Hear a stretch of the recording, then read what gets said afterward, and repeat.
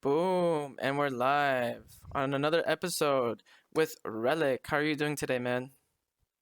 I'm doing super good, my friend. How are you? I'm doing also super good. Today was a beautiful day outside.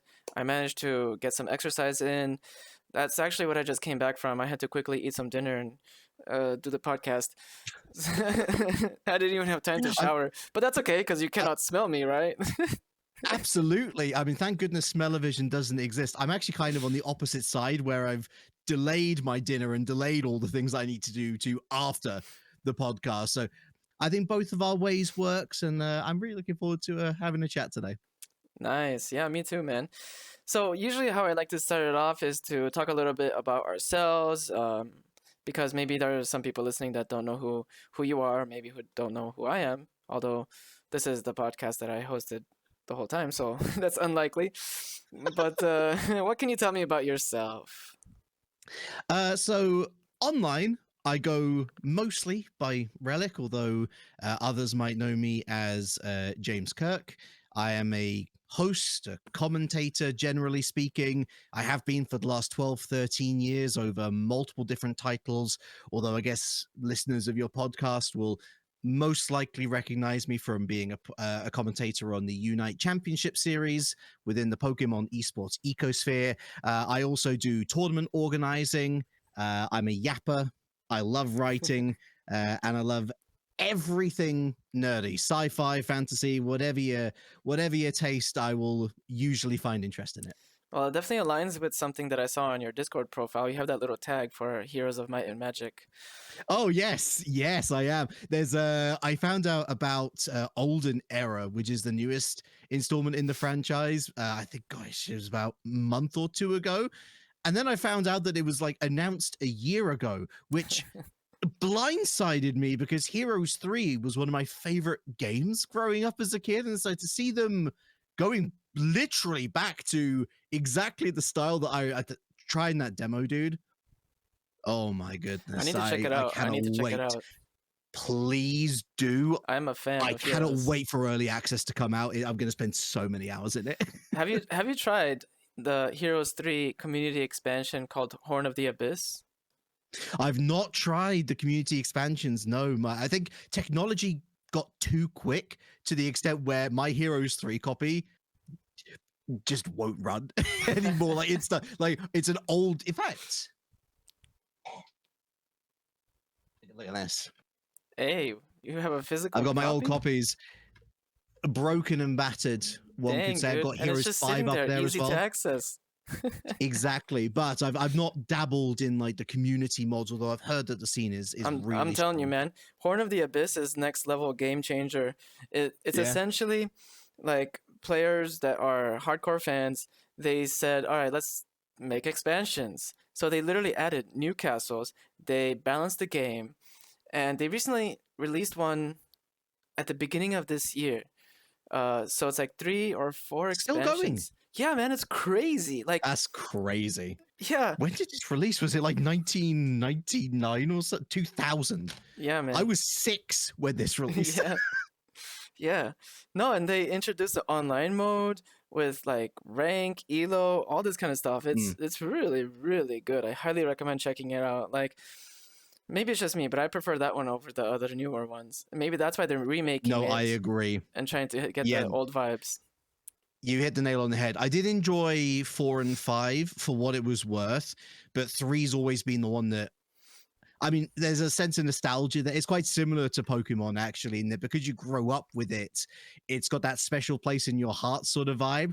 And so the fact that they've taken that formula and they're just bringing it into the modern day with old school sound effects and old school feeling. I mean, they've got like a bunch of the old team back as well in terms of art direction, music direction, story direction. Like, it's everything I could have hoped for in terms of a new Heroes game.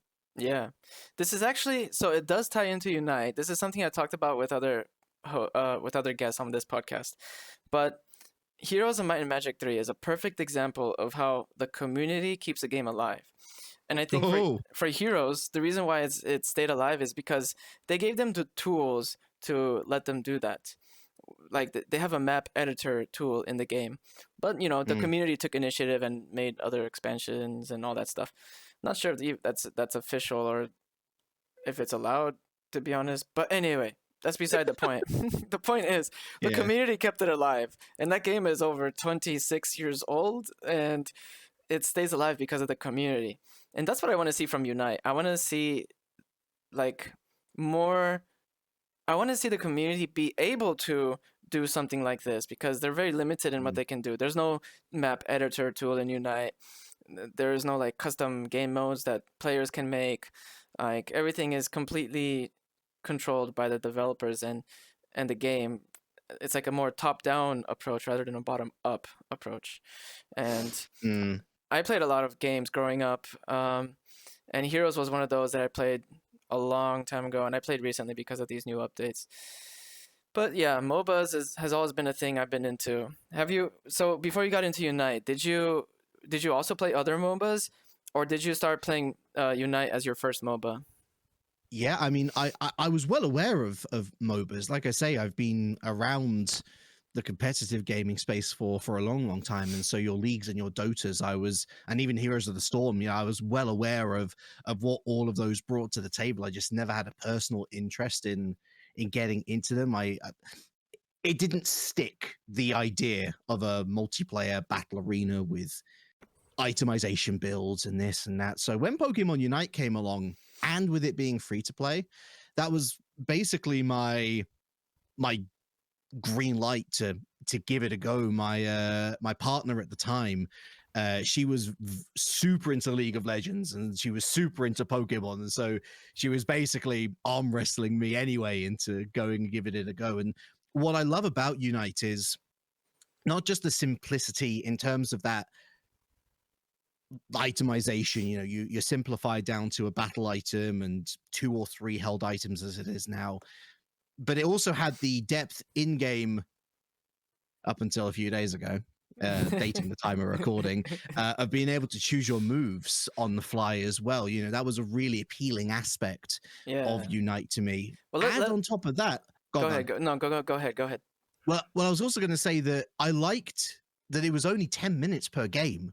Because if there was one thing that I knew about League without even playing a single game of it, is that these games could go 30, 40 minutes. Now, maybe I enjoy that now because I am more accustomed to MOBAs. Back then, no. So the shorter format and the different style of MOBA was also very appealing. Yeah, actually, that's one thing I liked about it too. They took the MOBA genre, they kind of tweaked it a little bit, and that's one thing I really liked because you knew that the game was going to be consistently 10 minutes or less, and that makes it easy to like fit into between work meetings and to fit in a few matches between other obligations. And usually, if someone needs my attention, I can tell them, okay, I'll be with you in 5 minutes or maximum 10 minutes. So that's the thing with League. I played a lot of League as well. I played like the PC version a lot. I tried out the mobile version when it came out. And even the mobile version, the games would consistently take like 30 minutes or so. But the PC version, easily, it could take 40 minutes or more, Yeah. I preferred Wild Rift to like League of Legends, actually. Like, I played Wild Rift a lot after I got into Unite, but it's so tiring, and especially when the comms system tends to be really active in those longer games as well. And there's a lot of people who are real. Like, you think Unite's bad, folks? People get real upset when you're 20, 30 minutes into a game and you make that one mistake that means that you lose. That's a lot of time investment for a big L. So, yeah, it's also something that's unique is that in Unite you cannot chat with the enemy team. In League of Legends, I think in Wild Rift as well, you can do like all chat and you can trash talk. And it can get toxic because of that, but that's another aspect of mind games you can play. But I want to get back to that thing about the moveset change. I like to be hopeful because I saw the Chinese version, how their game essentially, when you play a Pokemon first, you can only play one moveset, and then you have to spend time with it to unlock the second moveset. So I'm hopeful that maybe that's what they will do with these Pokemon that only have one moveset in the future. But I don't know. I think it could also be a good thing. The only problem I have really with this update is that before you start the match, you have to choose your move set, and then you get no other option.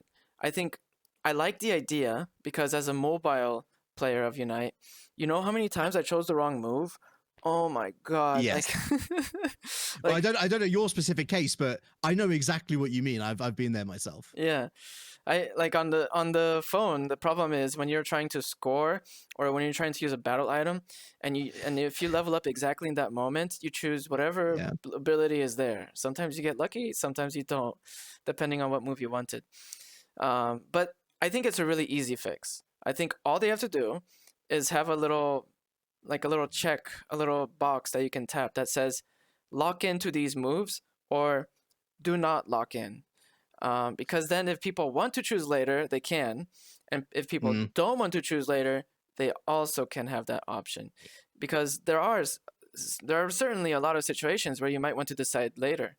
And that should be an option. That's a layer of strategy that the game used to have that now it doesn't have.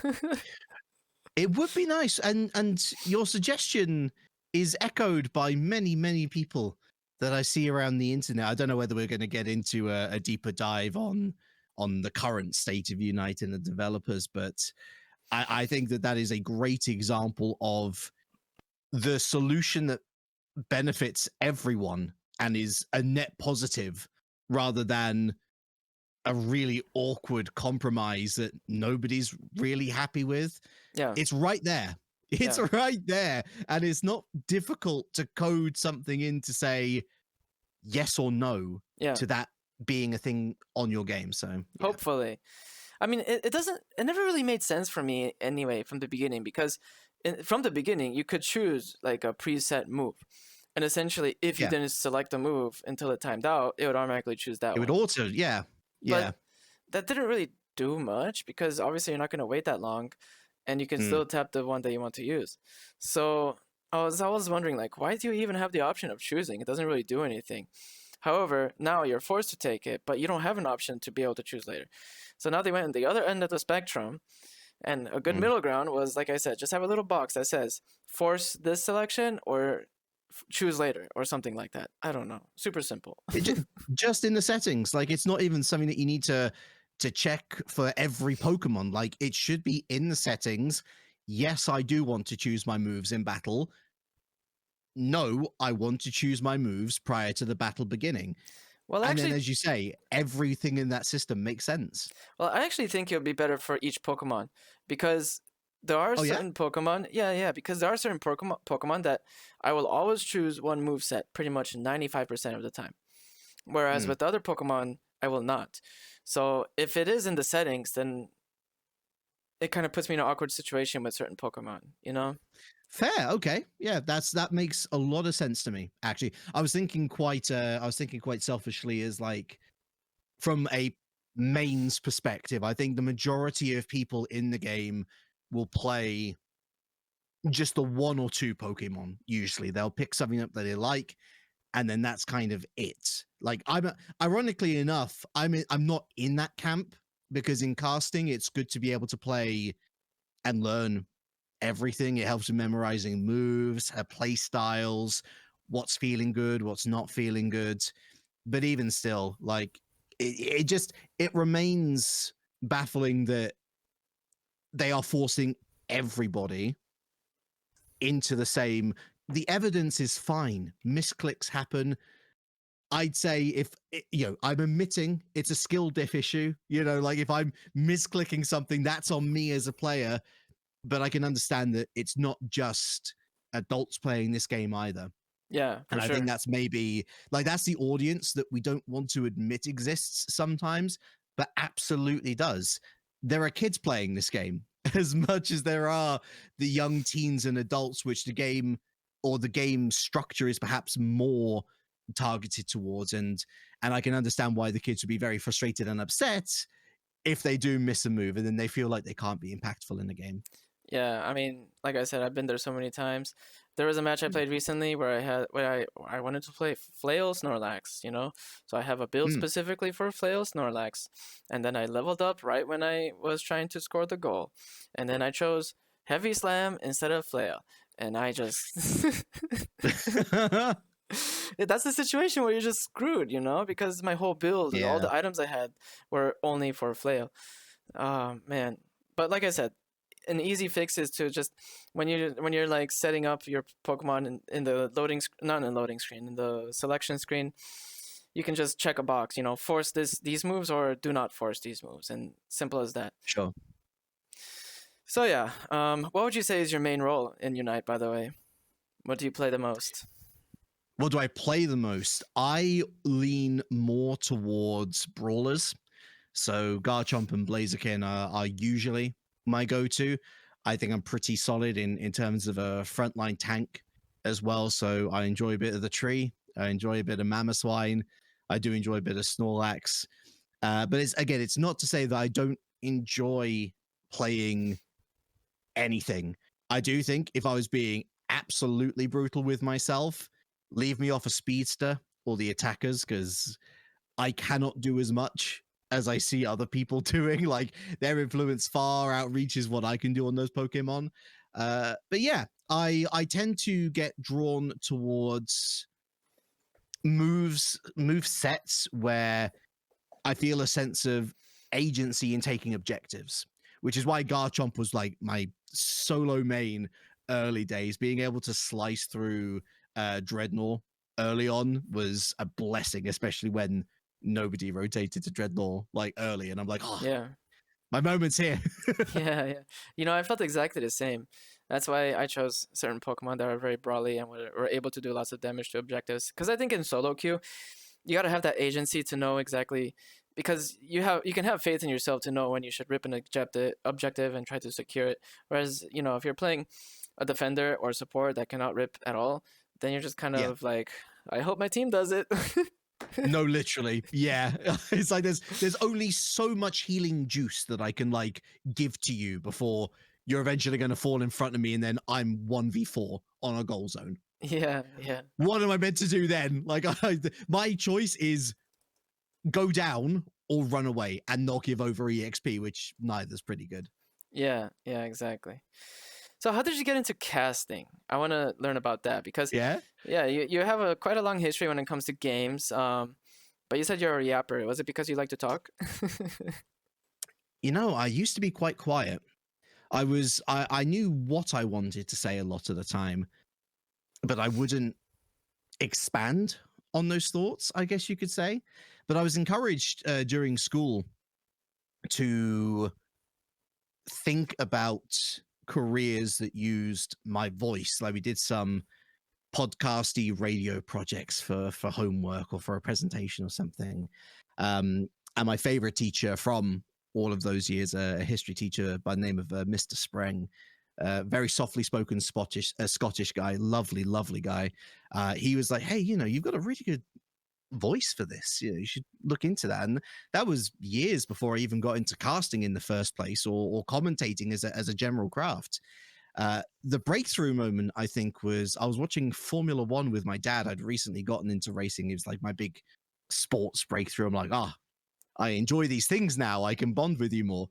Uh, and we were watching this race, and I was speaking so much over it because I was so excited by what I was watching that he was like, "James, I love you, but could you like take the talking and do something proactive with it? I'm trying to listen to the actual commentary that's on the screen." And so I did. Like, my initial goal when I got into, I mean, we call it commentary as opposed to casting when we come to when it comes to like those real world sports. We affectionately call them meat sports as opposed to esports. But I Meat was like, hey, sports. Formula One, meat sports. Yeah, I think it's quite funny. But like football, Formula One, like that was my goal initially. And thankfully at the time there were sim racing leagues popping up all over the place. And so I got in touch with people. I started learning my craft, and everything really just started there with the aim of getting into real life sports. it wasn't until years later when those people that I was trying to emulate and trying to join alongside in the commentary booth, they started taking mine and others' jobs in sim racing because people wanted a more like realistic vibe, because there was a lot more investment at that time. There was a lot more like real world organizations wanting to do stuff. And that is what encouraged me to jump across the virtual divide into esports with Rocket League, which was the first esport that I really got invested into. Mm-hmm. Nice. And then you started casting for Unite after it came out? Yeah, so I was a day one mobile player, so it was a month after everyone else started. And I knew as soon as I started playing and enjoying myself, I'm like, oh, no, I really want to get involved with this. A little bit too late to be in with any sort of contention for season one stuff. The likes of Spragles and Doob Snacks and that crew were already well ahead of the curve. I'd only heard about Unite maybe a couple of weeks before it released, so I was on catch-up duty. But I eventually ended up making contact with Zoinks, who I know you've had on this show previously. Yep. Just the most wonderful guy, and so open in terms of advice and sharing where he started and pointing me in some directions. And although we did a couple of events here and there, myself and my good friends Soph and Corey, we ultimately decided as a trio, let's just make some events ourselves. But let's create these opportunities not just for us, but for other commentators, observers, people who want to get involved in tournament organizers and the players. Let's give them more opportunities to play because we feel like there's not enough going on right now. And so it was about a year and it was just under a year. Sorry, it was like 8 to 10 months or so in. We create Unite Battlehub, and for the next year and a half, 2 years, that's where most, if not all, of our Unite commentary came from, and that helped form so many long-lasting friendships that I still have to this day. Nice. That's really exciting. I mean, it's good that you first realized that this is something that you're interested in doing, and then when you started playing Unite, you wanted to leverage that skill. It's kind of similar to something I tried, because before Unite came out, I was making online courses for various things, and when Unite came out, I had a lot of experience with MOBA games, and I was like, oh, this is super easy to get into Master Rank. So I started trying to hit the ground running as well by making an online course on how to reach Master Rank, which I did. It's okay, but I think it gives a lot of good, really good fundamental information for anyone that wants to play. And initially it was a paid course, but it was cheap, and it didn't really make a lot of sales, so I decided to just put it up for free. But the problem there is that I didn't really keep the ball rolling. I made a ball and I just put it down, and I didn't proceed to push it. So I started to experiment with different ways as well, trying to keep the momentum going. And eventually I decided I'm going to start to stream. And then I realized that streaming is a whole different ball game, and it's something else. So initially I tried to do it like how everyone does it, and it was just like too energy consuming, and I wasn't playing well, honestly. At least until I didn't get used to streaming while playing well as well. And I decided, okay, I'm going to downsize how I stream, because my rationale was that if someone checks out my course, then I can upsell them into following me on Twitch, and I can grow my audience, and maybe vice versa. But now I only stream essentially just to kind of have like a open door policy type of thing, where people who follow me can see when I'm online. They can message me if they want to queue up together.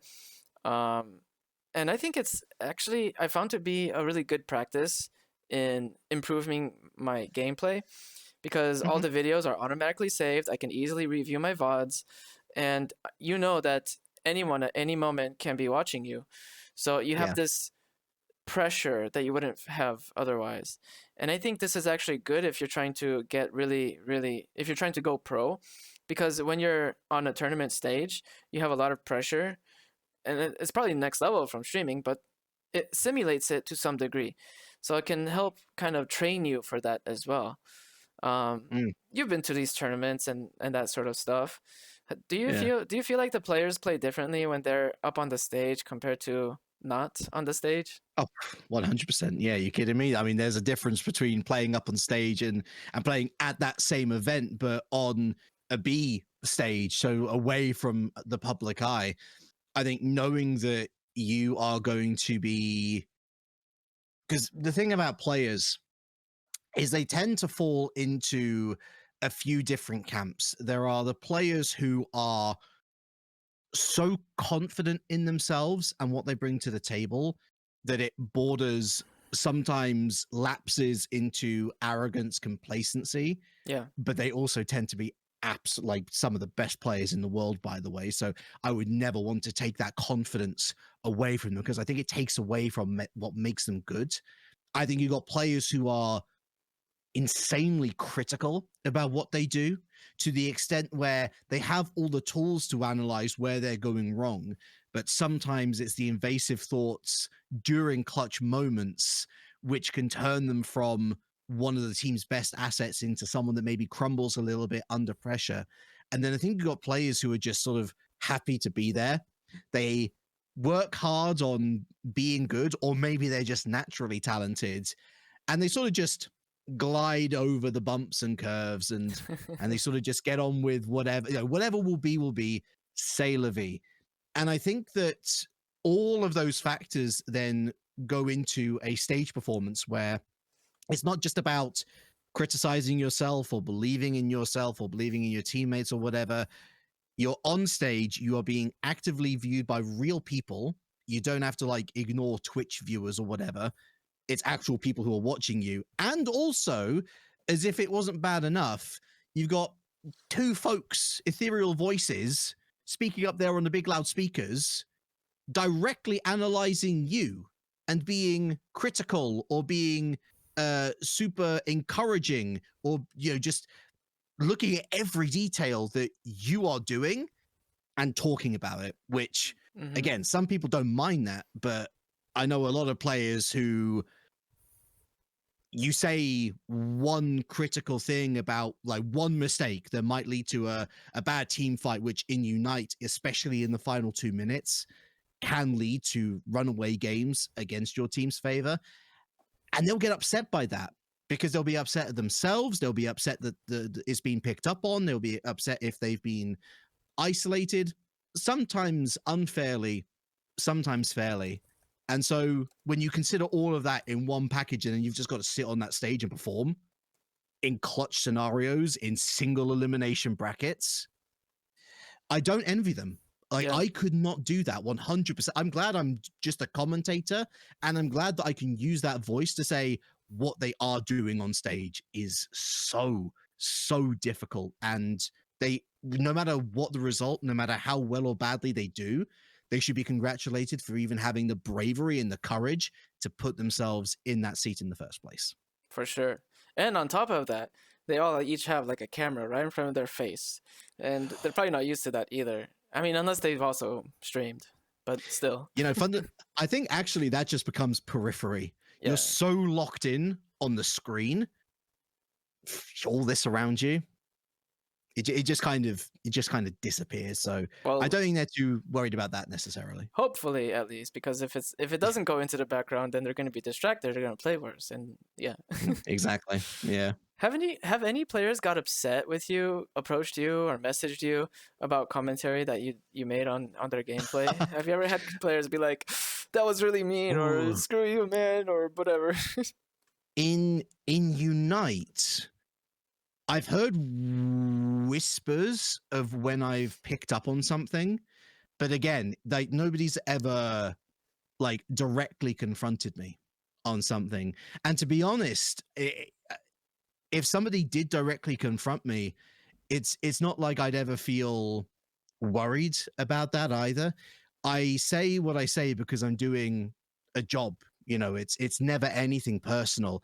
Like, I get invested in these stories personally. And take, for example, EUIC, where Team Peps wins. Like I've become personally invested in Bruv's story as someone who's been there basically since the beginning. He's been well known to be associated with one team in Nouns Esports. It's a team that kind of got ragged on for being the best in region by a comfortable distance for multiple years, and then just was never able to replicate that same sort of form on an international stage. And here he is with one of the least fancied League EU teams coming into this event. Doesn't even look convincing on day one. They lose to a team that gets eliminated in the first round of the single elim. That's crazy. 2-0, by the way. And then they turn up late. Bless them. What I mean, it's just one of those miscommunication issues from what I've heard. Like it was not their intention. It's not like they were being complacent or lazy or anything. But of course, rules are rules. And so they turn up on this second day. They're docked a game. Wow. Up against the reigning world champions. They effectively 2-0 them. They reverse sweep Dignitas. They beat CACM 3-1. So that's already 3 of the best teams in the world that they've dispatched of. And so we're all here as casters saying, oh, what about, like, you know, they're going to have to sleep now. That momentum might wear off. No, they carry that momentum into one of the best, if not the best championship Sundays that we've ever had across any IC, any world championship. It was that phenomenal. And they won. So I look at those players and I'm like, and Bruv especially, I'm thinking, what an incredible story. What an incredible breakthrough moment. I also know that I've called out Bruv individually on a broadcast because of a mistake that he made. And I wouldn't be surprised if he looked at me saying these things and thinking, oh, why is this guy picking up on me? It's a team game. It's a team game. But again, that's why I say, as much as I am personally invested in the stories and as much as I enjoy relations and friendships with the players, and I do cherish that, when I'm behind the mic, my job is to tell the audience what's going on. And if an individual is responsible for losing a huge team fight, it would be sticking our heads in the ground if we sort of glazed over it. And we kind of, it's actually a countering measure because you never want to be too negative. You know, because then that really tells and you become unlikable to listen to. And that's like the worst case scenario for anyone when it's just criticism, negativity. Oh, should have done this better. It's why we love praising people as well. Like if we see people having a great game or a dominant game, we are straight to saying these guys have done fantastically well. Yes, this other team made mistakes, but we also have to give credit to the team who has capitalized on those mistakes. So, you know, it's kind of a balancing act in a way. Yeah. And I can't ever be afraid in that moment to not say what I'm seeing on the screen. Yeah, definitely. I think, you know, if you are a good player, then what a good quality of a good player is someone who's willing to take like any commentary that is on you, whether good or bad, or any feedback, and to try to use it to improve. Because, you know, one of the things that I do when I play, sometimes I like to run unconventional builds. Yeah. And I've been doing this since like day one. And something I've noticed is that when I run some of these builds, players get tilted. They, even in solo queue, like they just run in circles, they just go AFK. And then when I play with other players in like in-houses or tournaments, sometimes I try to do that. My teammates get tilted, the other players trash talk me. And something that I've noticed is that some of the best players, they don't get tilted. They tell me, you know, I don't think this build is good, but they don't get tilted. And even if you are a super good player, if you get tilted because an ally is playing a suboptimal build from your perspective, then you shouldn't play any worse. You should continue playing to the best of your abilities. Like I played many games with these suboptimal builds, let's call them. And I was able to see quite easily that some players, they play differently. They don't play as well. Maybe they choose a more troll build or a more troll Pokemon. But then I also played with other players who are also really good. And I've played many games with these players as well. And they didn't get tilted at all. And lo and behold, we win the game, you know, like. Yeah. So I think that's what makes for a really good player. If you're really competing at a high level, it's not that you just drown it out. It's that you don't let it get to you. You should listen, and if there is value in that comment, then maybe you can use it to become a better player. But if you let it get to you and then you play worse, then you're not the best player. You still have ways to go. I don't mind if it gets to you as long as you do convert that into fuel. If anyone was to come up to me and say, "Yo, Relic, I didn't like what you said. I think you're wrong," I'd turn around, I'd smile at them, and I'd say, "Then prove it next time." Like I want to celebrate your success. I want to see everybody doing well. It doesn't feel good to see a team or a player constantly suffering or constantly making mistakes when we know that every single player who has reached a certain level of the championship series or ICs, they are so far and beyond 99% of the Unite player base. Like, it's not even funny. They are just that good. So it all has to be registered in context. When I call out something and I say, "Yo, I think they could have done this better," that is such a high level of like, you never see basic errors. And in fact, it is quite extraordinary and even more worth pointing out if it is a basic error. So, like, with any player, I do encourage them to, like, never look at commentary as a personal attack. I think that's perhaps where we're looking at here. Like, it's never a personal attack on you if a coach or a commentator or someone in Twitch chat says negative things about you. And there is always more. In fact, if you do make a mistake, it simply means that you can be better.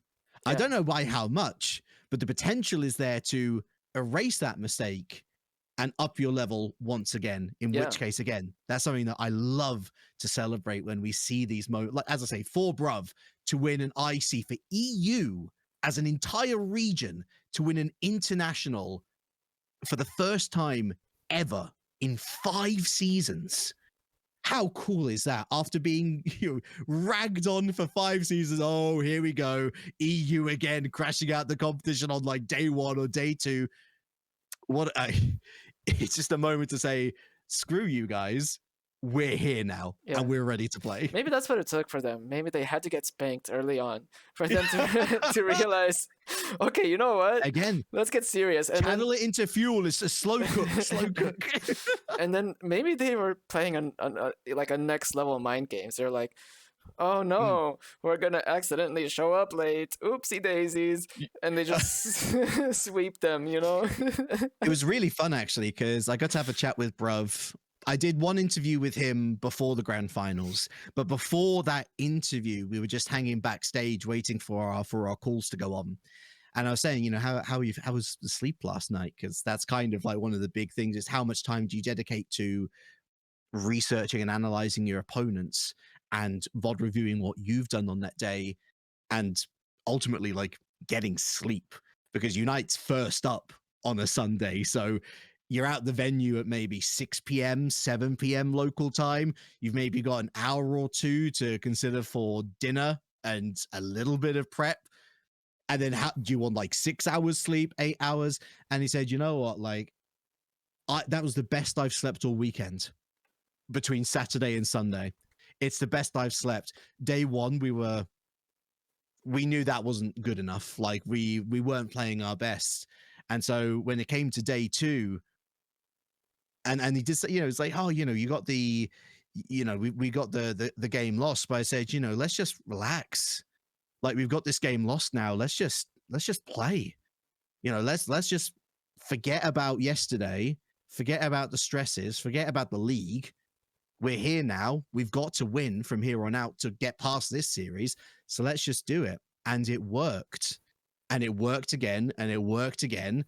And so they all sleep well on the Saturday to Sunday night. And they arrive in that grand finals again, knowing that they're the underdogs I just think by reaching this point.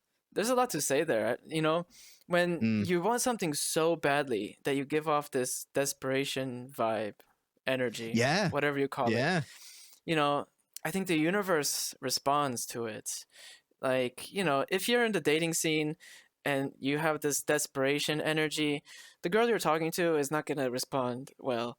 And it applies in real life too.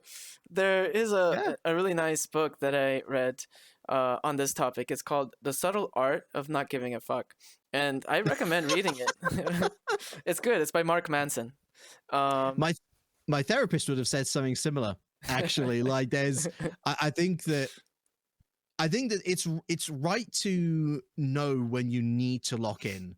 You know, when there is a time and a place where you got to be serious and you got to tackle things with the gravity that they demand. But at the same time, if you don't know how to loosen up and relax and smile and roll with the punches, you know, be they in your favor or against you, you end up just trapped in this ball of stress, constantly asking the whys, the whats, the ifs, and it's just not conducive to a life without without serious depression of some sort. yeah, yeah, seriously. I mean, that's essentially how the book kind of laid it out. Like, there are certain things that you need to care about, certain things that you do not need to care about. Figure out exactly what you should be caring about and try your best. But try not to try too hard either.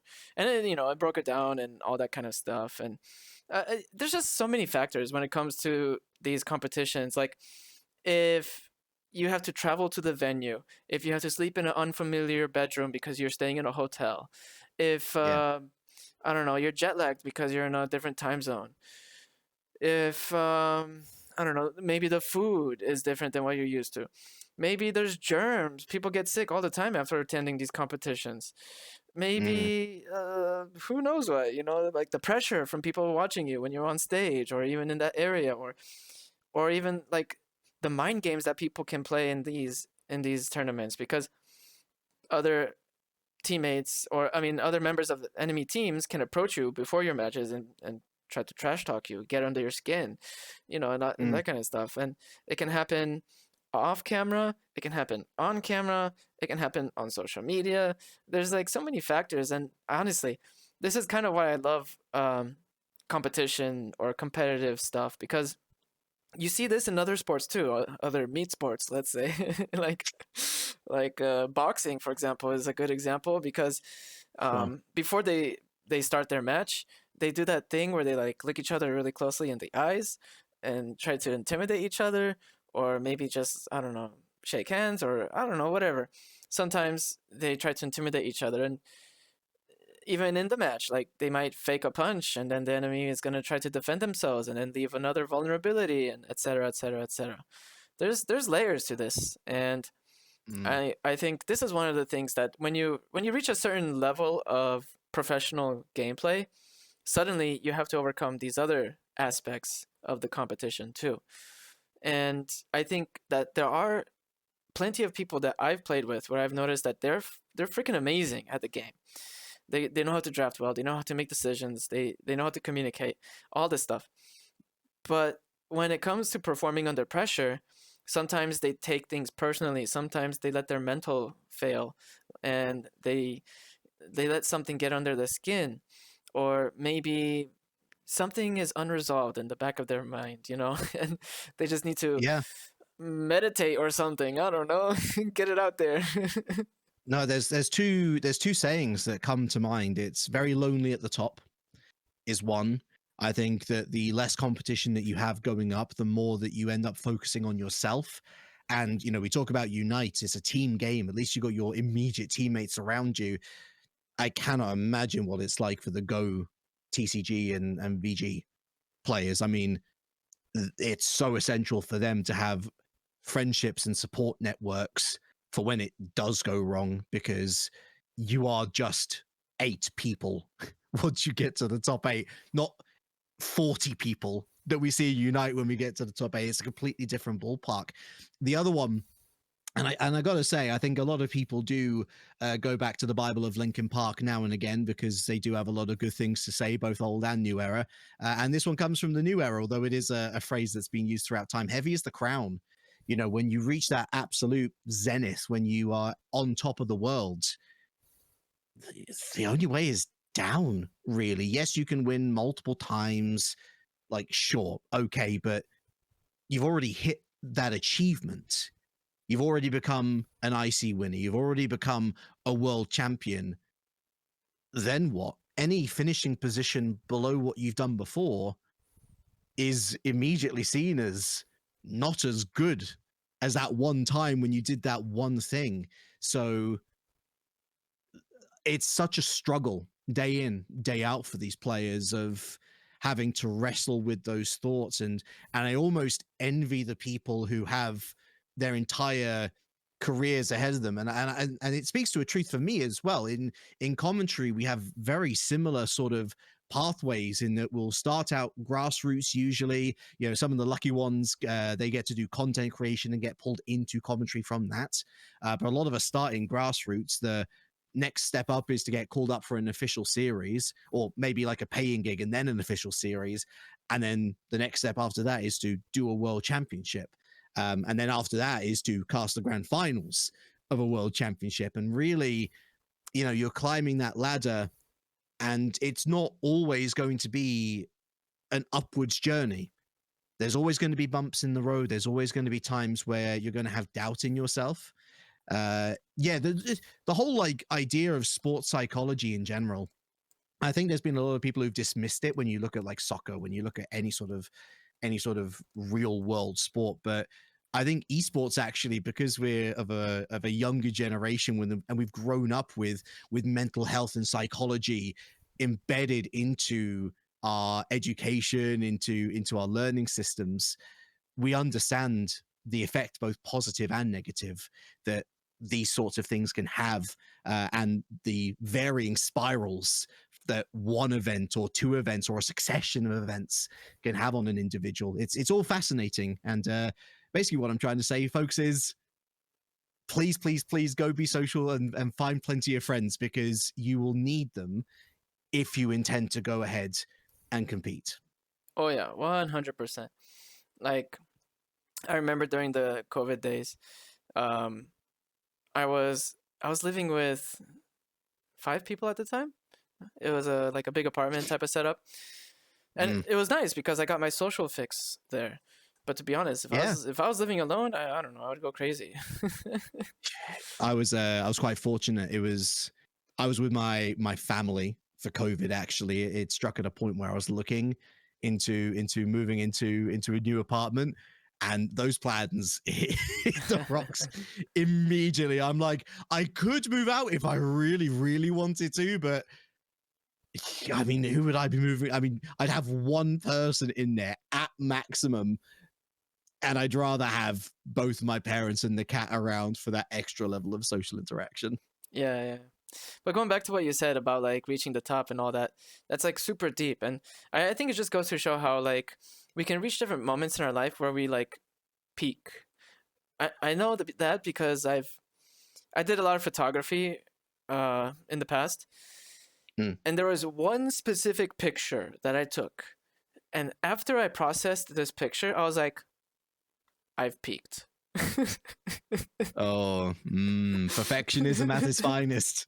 Seriously, it was like a picture I took through the sunroof of my car while stuck in traffic going to a graduation ceremony for one of my friends. And it was a picture of like a building, and it was at such a perfect angle at the perfect time when a plane was flying over. And it was just like the composition was perfect, the lighting was perfect, everything was just so good. And after I processed that, I was like, I don't know if I can get anything better than this. I mean, after that, of course, I tried to prove myself wrong, but it was true, and I felt it somewhere in there. So I think the learning lesson here is that like maybe if you feel that hunch, it could be a sign that you shouldn't quit. Like, you can still continue doing it, but maybe you can try to do it in a different way, like in a you can move laterally. How should I explain it? Like instead of trying to go all in on a career of photography, I tried to use those skills and the expertise I gained, the network I gained to do other stuff in life. And I definitely did. I was able to use like theory and film and photography and content creation. I learned skills in networking because of photography. And I use that in the future. So like if you peak in Pokemon Unite, maybe you can consider other, I don't know, lateral avenues you can take. But I wanted to ask you, as far as casting would go, if you were to peak, would that change how you continue casting in the future? Would you try something a little different, or would you just kind of ride the wave down? It's an interesting question because actually, before EUIC, I was at a bit of a crossroads. Yeah, to be vulnerable for a bit, it's been quite a testing 6 months. Work wise, there was just some shenanigans that went on, which I know I'm not at fault for, but they happen nonetheless. Like, it's just life is the catch-all phrase, and it just happened to me. And on top of that, I broke up with my partner of 3 years. Still very, very good friends, but it's like after 3 years of being so invested and intertwined with someone's life, you know, that's naturally going to have a huge impact on you. And so going into EUIC this year, second year of doing EUIC, my main like question was, is this going to be it? Because if work's drying up here, if, you know, I'm not looking at this career so positively anymore, is it time to move on? And I didn't actually get all of the questions that I wanted answered at that event. But what did happen was I had one of the greatest times at an event that I've ever had. And I compare how I performed and how I looked this year compared to last year. And it's funny because I'm a little bit heavier than last year. I've always been someone who's very conscious about my weight. Stress plays into it. And you could see that last year. I was nervous. I've done so many events in the past. I was nervous. I was tense. I wasn't performing as well as I could have because I was restricting myself. I was self-conscious. And this year there was a twinkle in my eye. I was smiling a lot more. I was embracing the silliness and the whimsicality that the three lovely gents that I work with often are able to relish in on the regular broadcasts. And I came out of it just like, I love what I do. Like, why stop here permanently? Even if I don't get work for another 3, 4, 5, 6 months, I think I have the positivity and the energy to go away and do something different and then come back to it and enjoy it just as I did months and months and months before. To zone in on like your angle on what if I was to, I don't know, cast the grand final of the Unite World Championships. I love what I do. I love commentating. So absolutely I would keep on going. And I'm sure my therapist wouldn't be happy with me sharing this advice, given that I did pay decent money for the advice. But she said, you're an overanalyzer, James. And believe me, I am. So I want you to look at life on a scale from 0 to 10, just for a moment, and consider all of the experiences that have been 6 to 9 out of 10s. Not the 10 out of 10s, the 6 to 9 out of 10s. That's a lot of good stuff, right? You enjoyed it. You loved it. You had a great time during those 6 to 9 out of 10s. The more comfortable you become embracing and relishing those less high key moments, the more satisfied with life you are going to be. And as much as EUIC 2026 was a 9, 10 out of 10 moment, I can actually look back and look forward at all of the good moments to come and say, whatever happens, I know I'm going to be happy. and I can look at those 10 out of 10s with pride and satisfaction rather than almost like a wistful, oh, remember the good old days. Like, no, I remember how awesome I was at that event, and I'm excited to see what myself and what everyone around me, the people who I cherish and love in my life, what they're going to get up to as well. Yeah, I think that's a very, very interesting way of looking at it. If I were to think about it in that way, you know what I thought of when you were talking about that 1 out of 10 scale?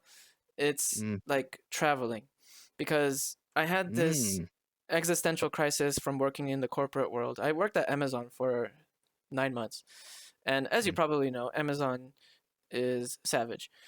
And I was a data analyst, so I was working in the corporate office, but essentially I started getting back pain from sitting too much. And initially they let me work less, and that back pain was getting better. But then Black Friday came around and we had to work mandatory overtime, and that pain just got way too bad. I just had an existential crisis. I could say I had like a quarter life crisis or something like that, because nowadays people they're not having midlife crises, they're having quarter life crises. And long story short, I didn't stay at the job, but after I left, I started traveling and I started backpacking solo. And that was one of those 10 out of 10 moments. But I didn't stop there. It kind of helped me put things into perspective, because then when I continued traveling, I realized, okay, I compared it to that and I was like, this is what I liked about that way of traveling. This is what I did not like about that way of traveling. So I picked apart the things I liked and the things I did not like, and tried to mash together the stuff I did in my future travels. And the thing is, I don't think I've ever reached one of those 10 out of 10 moments ever again when it came to traveling. But what I definitely was able to do is to reach more consistently 8s and 9s out of 10s. Yeah. Which, to be honest, I would much rather prefer to consistently have 8s, 9s, 7s out of 10s exactly than just one 10 out of 10, you know? And I think when you peak and you get that 10 out of 10, then you can understand exactly like how you can continue using that momentum in the future. Like, another parallel that it makes me think of might be like building muscle, because if you build muscle, if you exercise, like building the muscle is the hard part, but then maintaining it requires a lot less energy and a lot less time. So once you've built the muscle, you can maintain it down the line much easier. So maybe it's similar to that, because you reach a 10 out of 10, you've built that experience, and then to maintain it at a high level, you don't need to like go all in. Maybe in that case, you can afford to do it on the side, consistently have a lot of 8s and 9s while doing other stuff in life, because life is short and maybe it's good to do a bunch of other stuff as well. Yeah, I agree. And it's beautifully put as well. Like, even if you don't hit that high and then look to maintain, just looking to hit that 8, 9 out of 10, as you say, like even the 6s and the 7s, a good day is better than a bad day. An okay day is better than a bad day. And so looking to maintain that sort of level means that I would argue you appreciate those moments of perfection, we can call them, all the more. It's just, mental health is just like, it's so critically important to consider. Like, and to be fair, not everybody has access to therapy, and it's very much something that is generated from within. I was so stubborn before even trying therapy for the first time, because I had this in my mind, like, oh, I'll get better, and so on. But like, looking at the life around you and looking for those positives in a world which, quite frankly, right now is so eager to peddle negative narratives. Like, negativity sells in this world. And so once you find those pockets of hope, and when you find those pockets of good and kindness and serenity, you hold on to them tight, because they are going to serve you well if you treat them well in return. Yeah, and I think that's super relevant considering the current situation in Unite. What a segue! Woo!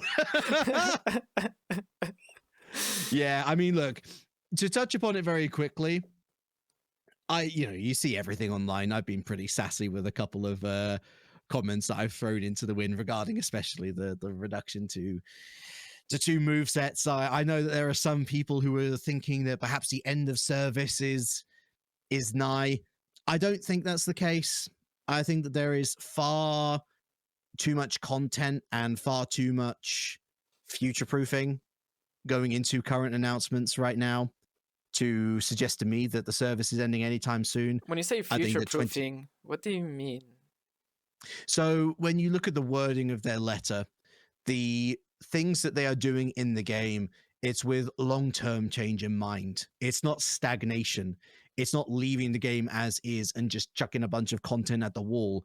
They are trying to change the systems of how the game works. They might be terrible changes, but like it is changes with an eye to making the experience better for more people. Now, the key point here is that this is a development well, the way I was describing it to someone else is right now there's a huge smoke cloud in front of us. There's multiple fires going on, and we can't quite find the right source to tackle first. This is a big blaze. What area do we focus on first to be able to say, right, now we're starting to see this fire die down a bit? And it's hard to say whether it's Timmy that's completely at fault, whether they've got directives from the Pokemon company to potentially take the game in a certain direction. We certainly know that the ambassador program, that those ambassadors are feeling really frustrated right now because they've put forward, no doubt, an incredible amount of feedback, and they've been basically ignored. You look at any social media post, they're basically all being ignored. And so there is an argument to say that nobody in this relationship, developer side or player side, is happy with what's going on. But you can't say that Timmy is not trying, because they are doing new things. Yes. They've updated the UI, for example, for how you find battles with the addition of solo mode. They didn't have to do that if they were ending service in the next year. They've increased the trainer level for the first time since launch, I think. It goes up to level 100 now. You get 100 EOS coins. No, more than that, I think. Like 180 or 200, I don't know. Which is perfect, because we've now got a bunch of held items that got updated to level 40 as well. And we're all sitting here thinking, well, if we're not paying for it, how on earth are we going to get all of these levels all up to level 40 within a year, maybe even within 2 years? Well, it just all feels very... They're just going about listening to these people in a different way, because I think, like, the thing that people want changed, maybe they don't realize that it can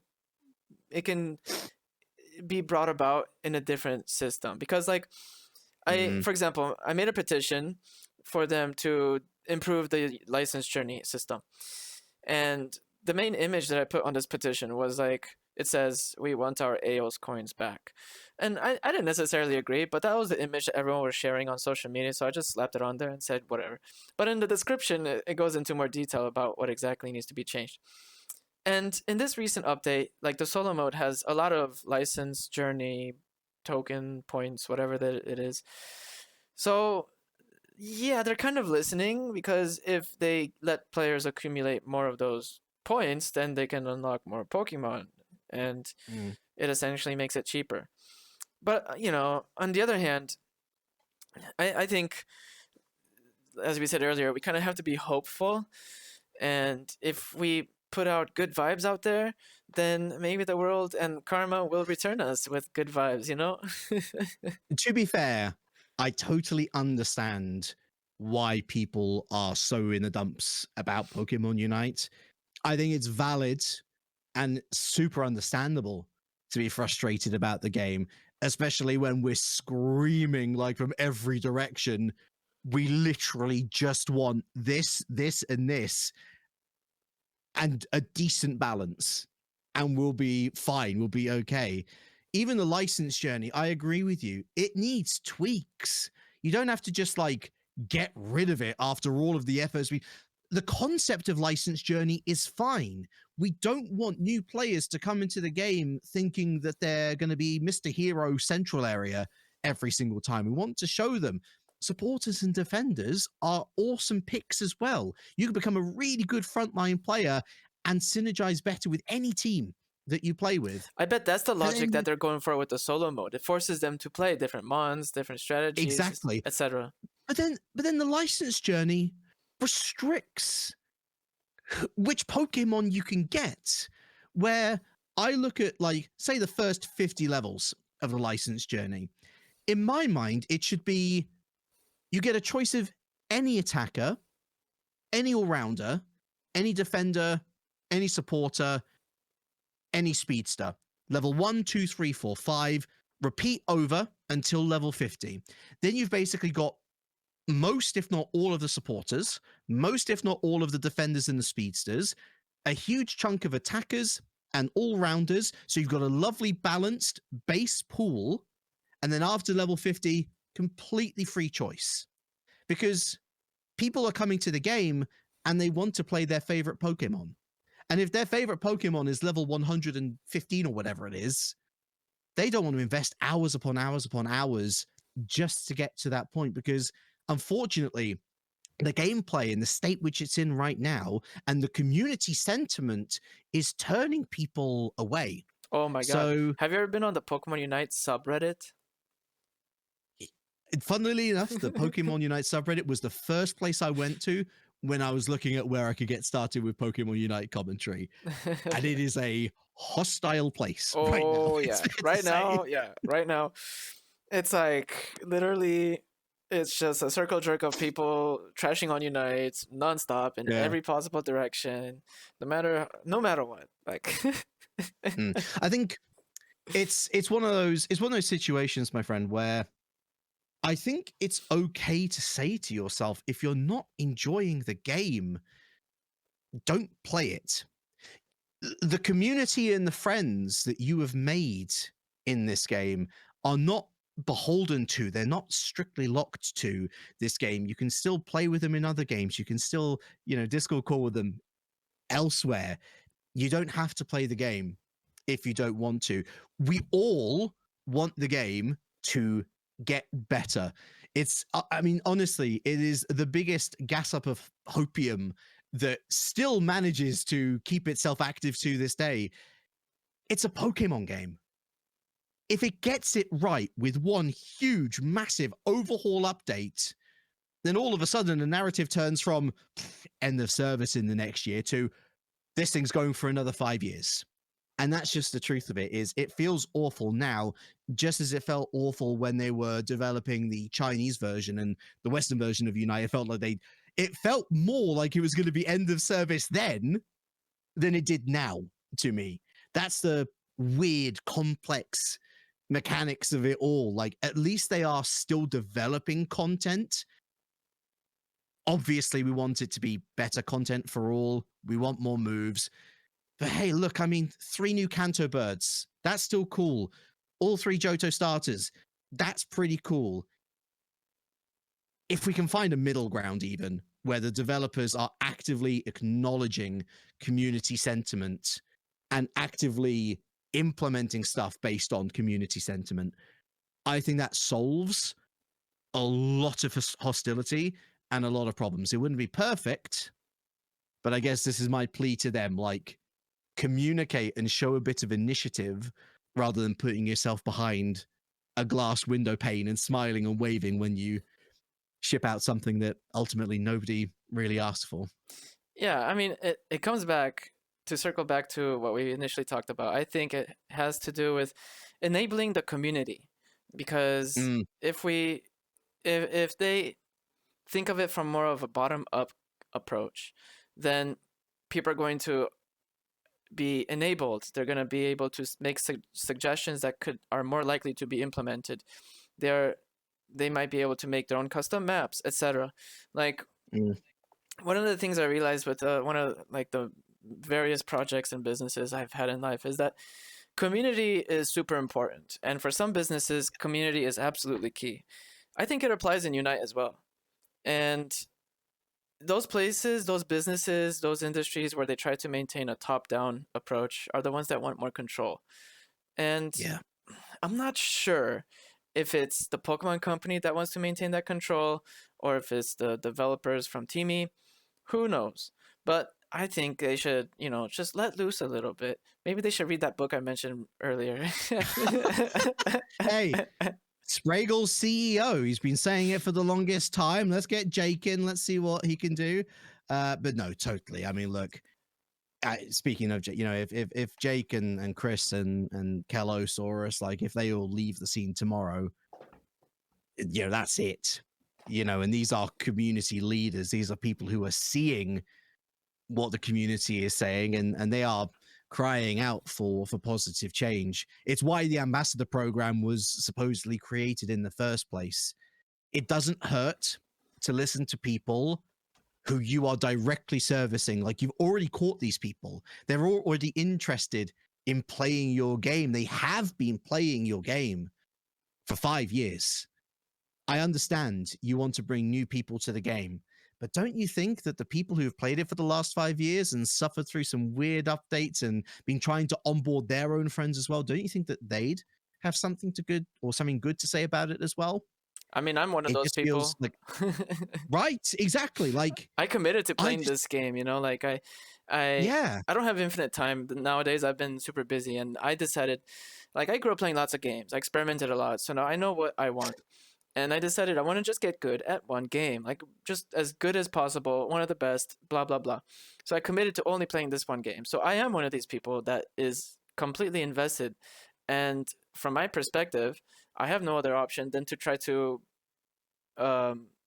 raise the tide. Because there's a saying. It's There's a saying, it's a the rising. ships in the sinking tide, isn't it? Yeah. Yeah, like a rising Well, tide rises all boats, or something like that. I think it's a raising tide sinks all ships eventually. Wait a But second. I do get what you're saying. That's the Like, opposite. no, I do get what you're saying. No, it's all about positive. It's as hard as it feels, as hard as it seems, it is about being positive. And I think the main message that we need to get across isn't even anything specific about Pokemon Unite right now. It's about telling Timmy and telling the Pokemon Company ultimately, stop guessing what's on the other side of the page. Turn it and read it for yourself.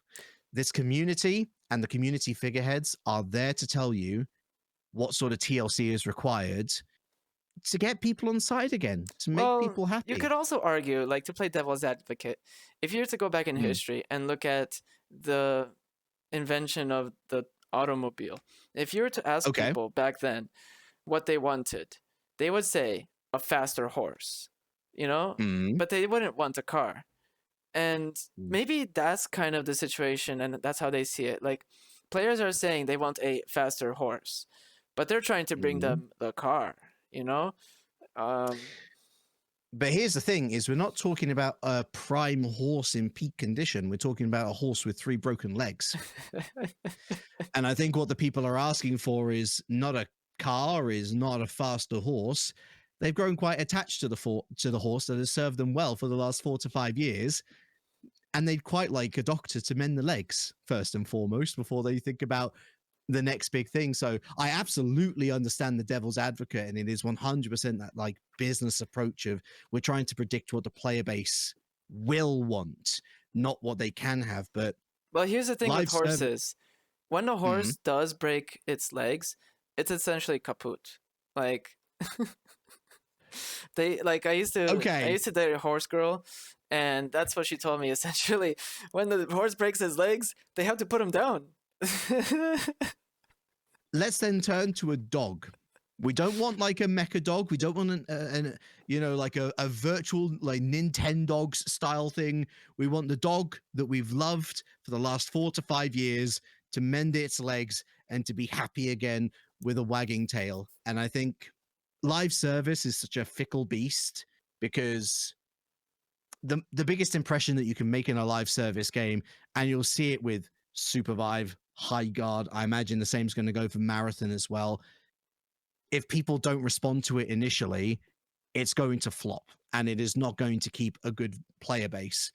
Unite somehow through all of the treachery from the developers and all of the negative sentiment, it's still got a decent enough player base in the West. It's absolutely popping off in Asia, by the way. People love it over there. Well, people still see the flaws, but people are more eager to play it more regularly. And in Japan, again, it's that Pokemon factor. Japan is Pokemon. Pokemon is Japan. They will play it purely for the fact that they get to play as Pokemon in a competitive battle arena style game. So, like, there is nothing to lose by tapping back into the player base that has served you so well for the past 5 years. And listen to what they want first. Because here's the thing, if that existing player base loves what they're seeing, they're going to be more eager to go back out into the wild west of the internet and say, yo, Pokemon Unite is back. If you like dropped it a year ago, 2 years ago, you should try it now. There's like 90 Pokemon. Balance feels great. Everything's feeling really good. It feels like a real change. And I would love to see that change. Fingers crossed. In the next year or so, we will have to wait and see. Yeah, that's what I'm saying. Like, if they can introduce a map editor tool, it can give a lot of information. That'd be so cool. I think it would give so much information to the developers. Because you can make, theoretically, if that was a thing, you can make custom maps. You can balance. You can have like community balances. Stuff like that. Different, maybe your own versions. There's so many assets in Unite that are not really being used. They could put them to good use. I just want to see an ARAM like. I mean, you've kind of got it with the smaller modes, like Shivra City, for example, is kind of like an ARAM style map, but it's. I know what you're saying. I want a proper ARAM, like proper like tower defense going back. Not even a tower, just one lane. And one lane. Everyone random. You don't get any rerolls. Nothing, no nonsense like that. Just you get one random Pokemon, and that's it. And that's you're going to play Phalanx, and you're going to like it, okay? You have no choice in the matter. I don't know. I come from the old Dota days, and one of the things I liked about Dota that they had as well is when you choose your character, there was also an option to just choose a random character. And if you did that, you would start with a little bit of bonus money. That would be fun in Unite. Interesting. Yeah, like a 2-level advantage or something going into the game. Imagine if that were a thing, You can choose a random Pokemon. Like, when the game starts, you choose a random Pokemon so that you cannot, like, I don't know, predict it or anything like that. Or even before, right before it loads. I don't know. But the point is, you start with a little bit of an advantage. But on the other hand, maybe some of the team or the whole team is just completely randomized.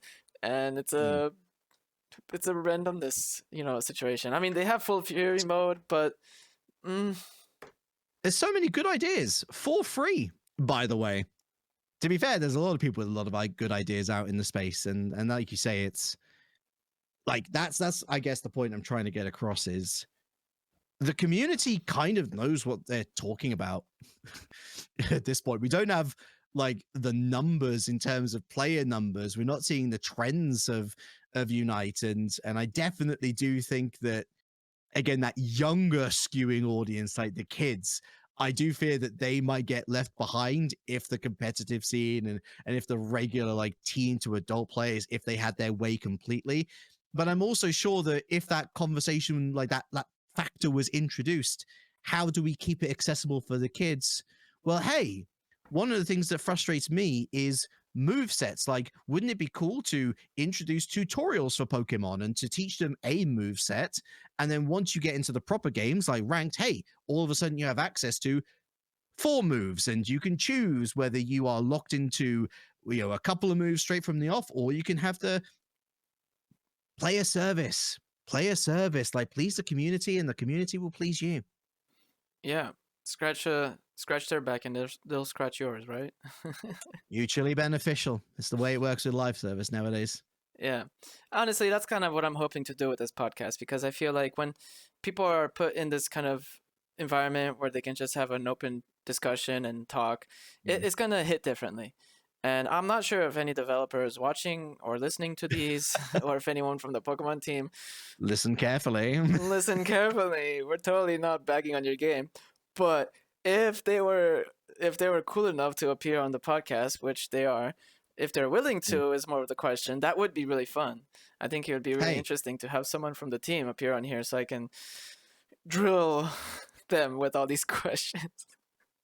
Pokemon Unite right now is a 5 or 6 out of 10 game in terms of overall enjoyability from the outside looking in, and how the developers are taking the game and how they are treating well, they're not really interacting with the community, let's be real. It's one of the most negative points that we can say about the Unite experience. This game could still become a 9, 10 out of 10 experience. And as long as the resource and the interest is there, I don't see why it wouldn't become a 9 or 10 out of 10 experience. And then we can all enjoy having these podcasts and conversations for another 5 to 10 years, as long as the competitive circuit will have us at least. Yeah, we'll see. There have been other MOBAs that, like Heroes of the Storm, that kind of killed their competitive scene. But people still play the game, you know? So yeah, of course, yeah. It won't go away if worst case scenario plays out. But yeah, I want to go ahead and start wrapping up the episode. But before we do, I wanted to ask, like, did you have any questions or anything, any thoughts that you might want to ask me? Was it a decent chat? Do we have a good chat? It was terrible. I'm just kidding. Nice. Excellent. That's exactly what I was aiming for. Achievement unlocked. No, it was good. It was really good, man. I enjoyed it. I had a really good chat. Me too. It was a pleasure, and ultimately, I hope that you continue on with this podcast series, and I hope that you do eventually get a developer on. I think that's actually a really cool goal, like a bit of investigative journalism. Let's get to the bottom of this. Why are you the way that you are, Timmy? Yes, that would be fun. That would be really fun. It makes me think of other podcasts, like other big podcasts. If you know Joe Rogan, when I like, whether you're political or not, when I saw that Trump appeared on the podcast, like, I'm not saying I support him or I do not support him. That's not the point. The point is, when I saw him on the podcast, I was like, well, he's gonna be president. Well, yeah. Social clout is crazy, huge nowadays. So, I mean, listen, in a similar vein, like you, with our Unite example, really, we've got the face of the game in my mind in Spragles, who offers a really balanced view. I think he definitely puts out a positive voice. He's such a lovely guy, wonderful to be around. It's no surprise that Pokemon wanted to pick him up to be a caster and a host for the championship series. And it's always a pleasure to see him representing the community in that way. And I think you can look at a bunch of different franchises, bunch of politics, like social clout and appearing in the right places at the right time does a lot. And actually, if anything, that should be the biggest incentive for any developer of this game. Just by virtue of appearing on this podcast, you've done more communication with the community, truly, not just speaking at us, having a conversation with us, than the last 3 or 4 years, maybe. Yeah. Since that very first developer letter. 100%, man. Like, in the last letter that I read that they sent out, I use a lot of AI these days, and it sounded like AI. It read like AI, didn't it? Yeah. Just no like personality, AI. Yeah. So I'm not sure what's going on there. Maybe the developers are just AI, man. We have robot overlords. It's finally happened. Bro, you know what? If that was the case, honestly, that would be good, because then we can just blame AI for the reasons why it's bad. Yes. It's all part of the narrative. Oh no, but isn't AI set to like have a big like explosion next year or something? Because it's gonna take everyone's jobs, yada yada yada. Oh, you and I might be in trouble. No, actually, if that was the case, then first of all, if AI was actually in charge of developing Unite, then it should theoretically improve as well. And on the second hand, if AI takes everyone's jobs, then everyone might get universal basic income, and they'll have more time to play Unite. Whoa, universal basic income? What is this, Star Trek? My goodness. Bro, in Star Trek, they don't Such even bold have... ideas for a Unite podcast, my word. I haven't watched a lot of Star Trek, but correct me if I'm wrong, but do they even have currency in that universe? That's exactly it. Is in the future, humans live to better themselves. There are like alien cultures in Star Trek that do have their own currencies, and so like the Federation, which is what Earth is a part of, they'll give you like credits to use out in the wider world, but that's based off how much you have contributed to society yourself. It is all very much take what you need and make good things with it, which is so idyllic and lovely. Yeah.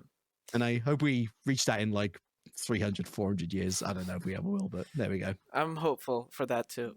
Not even that long, honestly. I want everyone to get universal basic income. Tax the crap out of the AI companies. They make plenty of money. And True. Yes. give everyone universal basic income, and that way we can spend more time playing Pokemon Unite, and everyone will be Everyone happy, would be right? super on board with AI then, wouldn't they? My goodness. Like, hey, this is giving me free income. Yes, please. Let's go. Yeah. I mean, that's a whole nother Pandora's box we can open up. Not for a Unite podcast. Yeah, Yeah. 100%. Yes. Cool. I have one last question. If you were to shout Okay. out someone, maybe someone that you're in contact with, someone that you can actually talk to, who would you shout out to appear on the podcast? You know what? I think that a great guest for this show would be my colleague, Wonderchef. He is just one of the most beautiful souls that you can meet. He's a lovely, lovely guy. So humble. Like he will receive so many compliments and yet not think more or less of what he's doing. He gets on with the job. He does an incredible job every time. He's got so many great stories from his time in gaming and esports. Got a great view on life. I would definitely want to shout him out, and I hope he has a conversation with you soon. All right, I'm gonna definitely reach out to him, and if you also send him a quick message, let him know I'll be messaging him. That would be amazing. Yeah, will do. But yeah, after this episode drops, I'll definitely do that. Cool. All right, Relic, James, thank you so much for appearing on the podcast. I really appreciate it.